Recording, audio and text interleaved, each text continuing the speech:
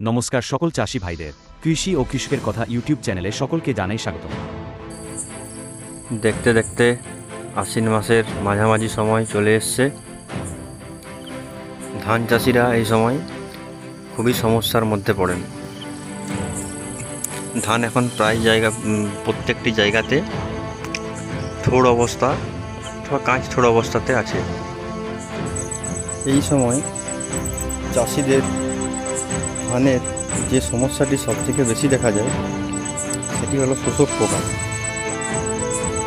কোনো জায়গায় বাদামি শোষক, কোনো জায়গায় সাদা পিট শোষক, কোনো জায়গায় বিপিএইচ, আবার কোনোখানে কারেন্ট পোকা নামেও চিহ্নিত করা হয় এই পোকাটিকে। জমিতে শোষক পোকার আক্রমণ হলে কিভাবে বুঝবেন এবং শোষক পোকাটি কিভাবে চিনবেন, আগে সেটি উপরের ছবি থেকে একটু দেখে নিন।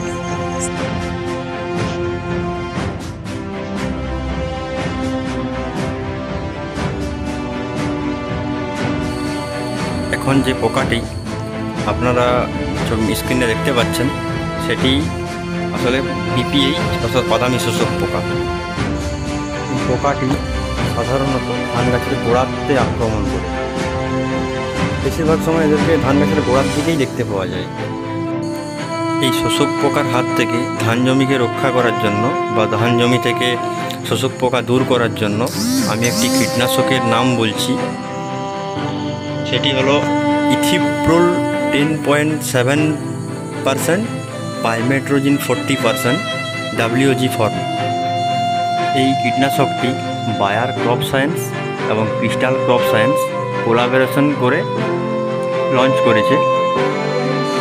এই কীটনাশকটি মার্কেটে বায়ার কোম্পানির কার্বিক্স প্রো নামে পাওয়া যায় এবং ক্রিস্টাল কোম্পানির পোলার নামে পাওয়া যায়। এই কীটনাশকটি জমিতে স্প্রে হিসাবে ব্যবহৃত হয়। এটি একটি অন্তর্বাহী কীটনাশক। এই কীটনাশকটির ডোজ একর প্রতি 170 গ্রাম, অথবা আপনি 16 লিটার পিছু 17 গ্রাম হিসাবে ব্যবহার করতে পারেন। এই কীটনাশকটির মেয়াদকাল 18 থেকে 25 দিন।